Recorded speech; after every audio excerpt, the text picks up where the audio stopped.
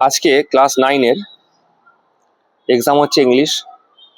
প্রত্যেক মাসের ন্যায় আপনারা নিশ্চয়ই দেখেছেন যে প্রত্যেক মাসে হচ্ছে পরীক্ষা নেওয়া হয়, কতটা কি সিলেবাস কমপ্লিট হয়েছে তার উপর।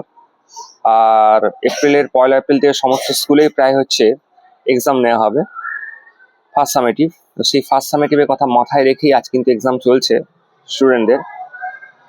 এবং খালি এক্সাম নয়, যে সমস্ত স্টুডেন্টের বিভিন্ন স্কুলে পড়ে তাদের সমস্ত রাইটিং আলাদা করে যাদের যে রাইটিং বলে দেওয়া হয়েছে, যে সমস্ত স্কুল বলেছে তাদের সমস্ত রাইটিংগুলো কিন্তু কমপ্লিট লেখানো হয়েছে এবং সবগুলোই কিন্তু কম্পিউটার প্রিন্ট করে দেওয়া হয়েছে।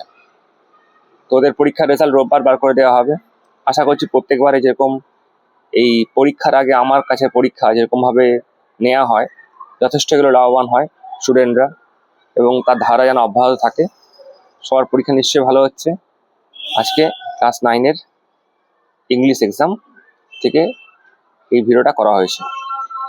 যদি কেউ মনে করো পড়বে, এখন শুধুমাত্র 11-12-এর অ্যাডমিশন চলছে, যদি কেউ মনে করো পড়বে তো তারা আমার পার্সোনাল নাম্বার যে রয়েছে 9434185225-এ যোগাযোগ করতে পারো। আমি মেদিনীপুরে পড়াই।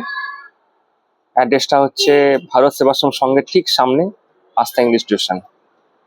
ঠিক আছে।